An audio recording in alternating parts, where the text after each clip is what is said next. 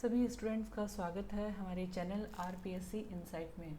तो जैसा कि आपको पता है कि हम आरपीएससी इनसाइट में करते हैं प्रीवियस ईयर के क्वेश्चंस जो पूछे गए हैं आरपीएससी के द्वारा, उनकी प्रैक्टिस करते हैं। तो अभी हम तैयारी कर रहे हैं जुलाई 2026 में होने वाले सेकेंड ग्रेड के एग्ज़ाम की इन प्रीवियस ईयर क्वेश्चंस को सॉल्व करके। और आज का ये जो पेपर है ये है हमारा पार्ट 7th इस वीडियो का। और सेकेंड ग्रेड टीचर एग्ज़ाम 2024 में जो पेपर हुआ था ग्रुप बी के लिए, जीके का जो पेपर था, उसके लिए आज हम पेपर को सॉल्व कर रहे हैं।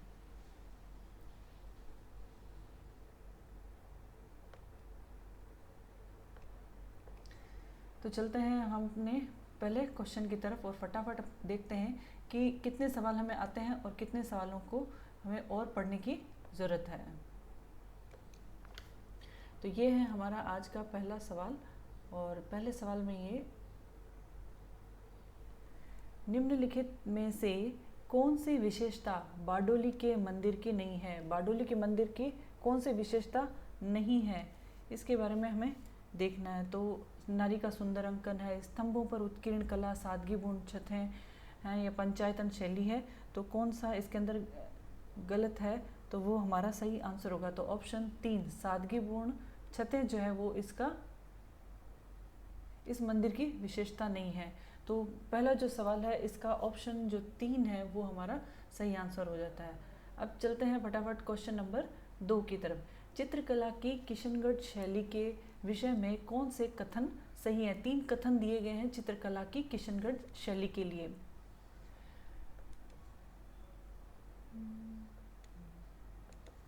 पहला है, राधा और कृष्ण का रूप सौंदर्य ही चित्रांकन का मुख्य विषय है। दूसरा, अधिकांश चित्रों में स्त्रियों का पहनावा लहंगा, चोली, पारदर्शी आंचल है। और इस शैली के चित्रकार सीताराम भवानी दास एवं कल्याण दास हैं। तो इस क्वेश्चन में हम देखते हैं कि जो चित्रकला की किशनगढ़ शैली है उसमें राधा और कृष्ण के रूप सौंदर्य का चित्रांकन मुख्य विषय बनाया गया है। और जो वहाँ की स्त्रियों का पहनावा चित्रों में बताया गया उसमें लहंगा, चोली, पारदर्शी आंचल बताया गया, ये भी सही है। और इस शैली के चित्रकार सीताराम है, भवानीदास, कल्याण दास, ये भी सही है। तो ए, बी, सी तीनों ही विकल्प इसमें सही है। तो ऑप्शन 1 जो है वो हमारा सही आंसर हो जाता है क्वेश्चन नंबर 2 का। और अब हम चलते हैं क्वेश्चन 3 की तरफ। क्वेश्चन 3 में कहा गया, होली के अवसर पर नहान का आयोजन निम्न में से कहाँ किया जाता है? होली का जो अवसर होता है उसमें नहान का होता है, वो कहाँ किया जाता है? भिनाई में किया जाता है, ब्यावर में, सांगोद में, श्री महावीर जी में किया जाता है। तो नहान का जो आयोजन होली के अवसर पर किया जाता है वो किया जाता है सांगोद में।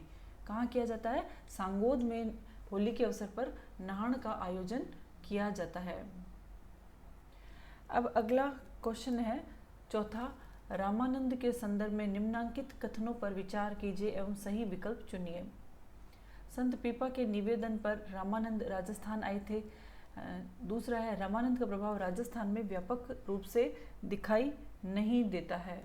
तो रामानंद के संदर्भ में यह सही है कि संत पीपा के निवेदन पर वे राजस्थान में आए थे, लेकिन व्यापक प्रभाव नहीं है, ये तो है ही नहीं, क्योंकि उनका तो व्यापक प्रभाव था। तो केवल ए ऑप्शन सही है, यानी कि चौथे का ऑप्शन 1 सही है। अब हम चलते हैं 5वें क्वेश्चन की तरफ। और 5वां क्वेश्चन जो पूछा गया था ग्रुप बी में 2024 के सेकेंड ग्रेड के एग्जाम में, वो है, जैसलमेर के लोक संगीत में प्रमुख रूप से कौन सा ख्याल गाया जाता है?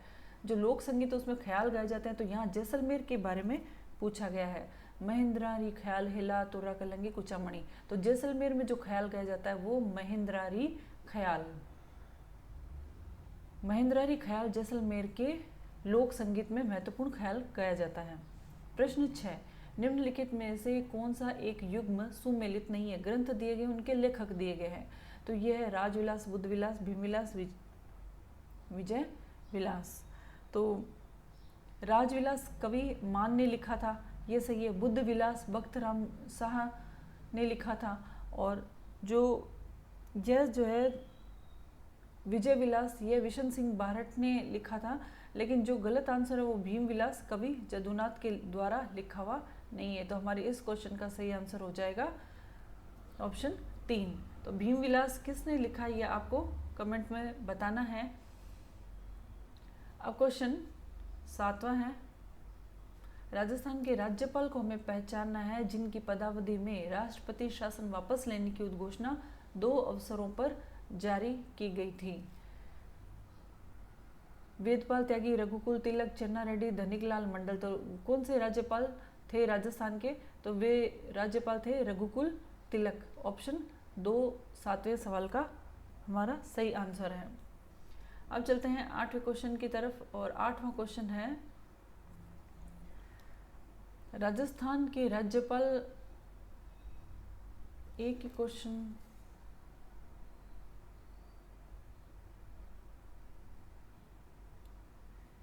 सातवां 8वां क्वेश्चन दोनों ही 2 बार पूछ लिया क्या है, तो इसमें ऑप्शन चेंज कर दिए गए हैं। तो इसके अंदर भी यही आंसर है हमारा, रघुकुल तिलक। अब आता है क्वेश्चन नंबर 9।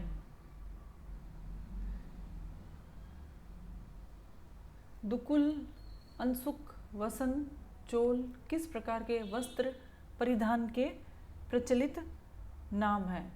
तो दुकुल, अंसुक, वसन, चोल ये सब साड़ी के नाम हैं। साड़ी के अलग अलग नाम हैं, दुकुल भी कहते हैं उसको, अंसुक भी कहते हैं, वसन भी कहते हैं, चोल भी कहते हैं। किसको कहते हैं, साड़ी को कहते हैं। तो यहाँ ऑप्शन 9 का, क्वेश्चन 9 का जो पहला ऑप्शन है वो सही हो जाता है। अब आता है 10वां सवाल, राजस्थान की पहली लोकतांत्रिक सरकार में शिक्षा विभाग का प्रसार निम्नलिखित में से किसके पास था। जब पहली लोकतांत्रिक सरकार बनी थी तब शिक्षा विभाग किसके पास था, तो यह शिक्षा विभाग था नाथूराम मिर्धा के पास में। ऑप्शन 3 सही है 10वें का, नाथूराम मिर्धा के पास शिक्षा का प्रसार था जब लोकतांत्रिक सरकार आई थी। अब 11वां सवाल है, निम्नलिखित में से कौन सा युग्म सुमेलित नहीं है। 3 सुमेलित है, 1 नहीं है। मुख्यमंत्री के समय कौन से मुख्य सचिव थे वो हमें बताने। शिवचरण माथुर के समय टीवी रमणन, हरिदेव जोशी, नरेश चंद्रा, टीकाराम पालीवाल में SW शिवेश्वरकर, जगन्नाथ पहाड़िया, MM के वली। तो जो गलत है वो हमें देखना है, वो गलत है। शिवचरण माथुर के समय टीवी रमन। तो अब आपको ये बताना है शिवचरण माथुर के समय मुख्य सचिव कौन थे या टीवी रमन किसके मुख्य सचिव थे। बाकी ये सभी ऑप्शन सही हैं। तो 11वें का जो हमें असुमेलित ढूंढना था वो है ऑप्शन 1। अब आ जाते हैं 12वें सवाल की तरफ। मुख्यमंत्री या मंत्री के रूप में नियुक्त व्यक्ति के संबंध में निम्नांकित कथनों पर विचार कीजिए। उसमें अनुच्छेद 173 के अधीन अर्हताएं होनी चाहिए। दूसरा, उसमें अनुच्छेद 190 के अधीन निरर्हताएं नहीं होनी चाहिए। तो इसके अंदर केवल एक ऑप्शन सही है। 12वें में पहला ऑप्शन जो है वो सही है, उसमें अनुच्छेद 173 के अधीन जो अर्हताएं हैं वो जो क्वालिफिकेशन है वो होनी चाहिए। मुख्यमंत्री के रूप में नियुक्त व्यक्ति के लिए ये शर्त है। अब आता है 13वां सवाल, राजस्थान राज्य मानवाधिकार आयोग के संबंध में त्रुटिपूर्ण कथन को पहचानिए। त्रुटिपूर्ण कथन यानी जो गलत है वही ढूंढना है। नंबर 1, ये स्वायत्तशासी निकाय है, इसके बाद सिविल कोर्ट की सभी शक्तियां हैं, इसका अपना अन्वेषण दल है, राजस्थानी भाषा में भी परिवेदनाएं ग्रहण करता है। तो राजस्थान राज्य मानवाधिकार जो आयोग है वह स्वायत्तशासी निकाय है, सिविल कोर्ट की सारी शक्तियां हैं उसमें, उसका खुद का एक अन्वेषण दल होता है, लेकिन यह राजस्थानी भाषा में सभी परिवेदनाएं ग्रहण नहीं करता है। तो हमें त्रुटिपूर्ण कथन ही ढूंढना था, तो ये हमें मिल गया है ऑप्शन चौथा 13वें सवाल का सही आंसर। 14वां सवाल है, प्रशासन और संस्थापन के लिए ग्राम पंचायत की स्थायी समिति का पदेन अध्यक्ष कौन होता है। प्रशासन के लिए, संस्थापन के लिए जो ग्राम पंचायत की स्थायी समिति है उसका पदेन अध्यक्ष कौन होता है। तो ग्राम पंचायत का पदेन अध्यक्ष प्रशासन के लिए कौन होता है, सरपंच होता है। संस्थापन के लिए भी सरपंच होता है। तो 14वें का पहला सवाल सही है।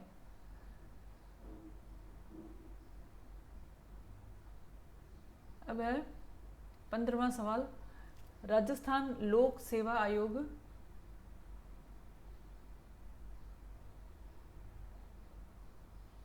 के किसी सदस्य को पद से हटाने के संबंध में निम्नांकित कथनों पर विचार कीजिए। उच्चतम न्यायालय द्वारा मामले की जांच कर सकारात्मक रिपोर्ट करने के बाद किसी सदस्य को केवल कदाचार के आधार पर राष्ट्रपति के आदेश से हटाया जा सकता है।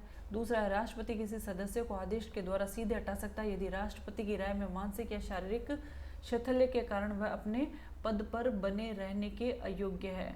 तो इसके अंदर कौन सा ऑप्शन सही हो जाएगा? तो दोनों ही जो ऑप्शन है वो गलत हैं। ऑप्शन जो तीसरा है इस सवाल का वो सही है।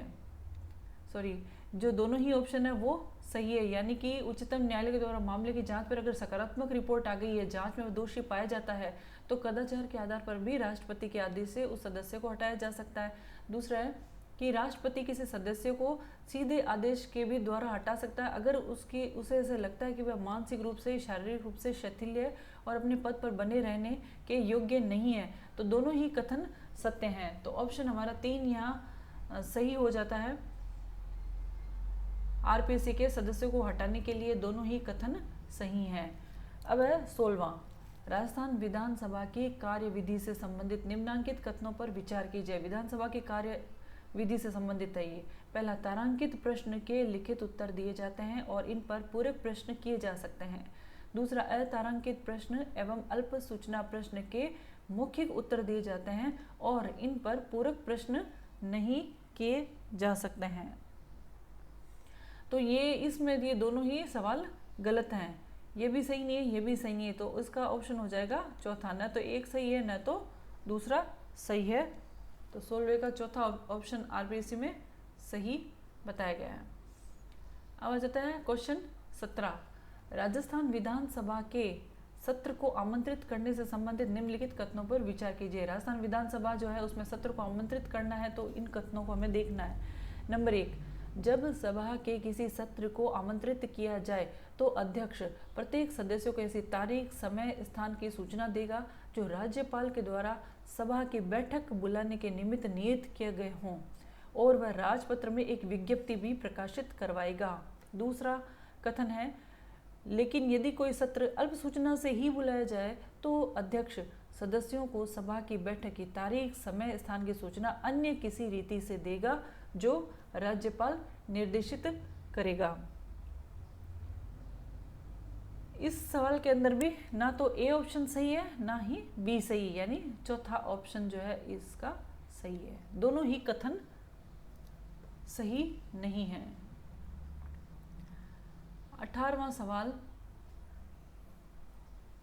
प्रोफेसर प्रशांत चंद्र महालनोबिस की जयंती के उपलक्ष्य में 19वां राज्य स्तरीय सांख्यिकी दिवस कब और कहाँ मनाया जाता है। राज्य स्तरीय जो हमारे राजस्थान में राज्य स्तरीय सांख्यिकी दिवस मनाया जाता है वो प्रोफेसर प्रशांत चंद्र महालनोबिस की जयंती के उपलक्ष्य में मनाया जाता है और इस बार 19वां मनाया गया था। वो कब मनाया गया था, कहाँ मनाया गया था?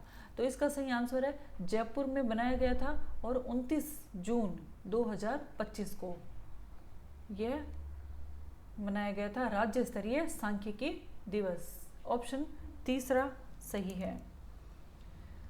अब आते हैं क्वेश्चन 19, निम्नलिखित कथनों पर विचार करना है इसमें भी। और पहला कथन है, राजस्थान की समृद्ध लोक परंपराओं ग्रामीण खेल विरासत को राष्ट्रीय पहचान दिलाने के लिए राष्ट्रीय ऊंट दौड़ चैंपियनशिप 2025 का प्रथम संस्करण जुलाई 2025 में पुष्कर में आयोजित किया गया। यह आयोजन कैमलिट्स स्पोर्ट्स इंडिया फेडरेशन और राजस्थान ऊंट दौड़ संघ के संयुक्त तत्वाधान में आयोजित किया गया। तो ये जो कथन है दोनों ही कथन सही है कि जो राष्ट्रीय ऊंट दौड़ चैंपियनशिप 2025 का पहला संस्करण है वो पुष्कर में आयोजित हुआ था और जुलाई में आयोजित हुआ था। और दूसरा ये बताया गया कि कैमलिट्स स्पोर्ट्स इंडिया फेडरेशन है और राजस्थान ऊंट दौड़ संघ है, उनके ये संयुक्त तत्वाधान में यह आयोजित किया गया था। दोनों ही कथन सही हैं। 19वां का, तो 19वां का सही ऑप्शन हो जाएगा ऑप्शन 3।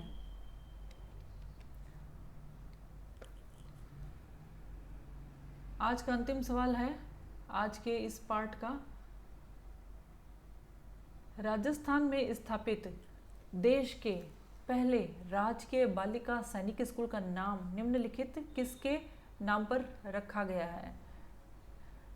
देश में जो पहला राजकीय बालिका सैनिक स्कूल बनाया गया है वो राजस्थान में स्थापित है, और उसका नाम किस पर रखा गया है, तो उनका नाम है रामी देवी राम नारायण राठी के नाम पर रखा गया है। रामी देवी राम नारायण राठी के नाम पर बालिका जो राजकीय गवर्नमेंट बालिका सैनिक स्कूल है राजस्थान में है, जो देश के पहले हैं, उनका नाम इस नामकरण पर रखा गया है। तो स्टूडेंट्स, ये थे आज हमारे पार्ट 7 के 20 क्वेश्चन PYQ जो ग्रुप बी के सवाल हैं, जीके के सवाल हैं। इन सवालों की प्रैक्टिस करके हम ये देख सकते हैं कि हमारी तैयारी किस स्तर पर चल रही है।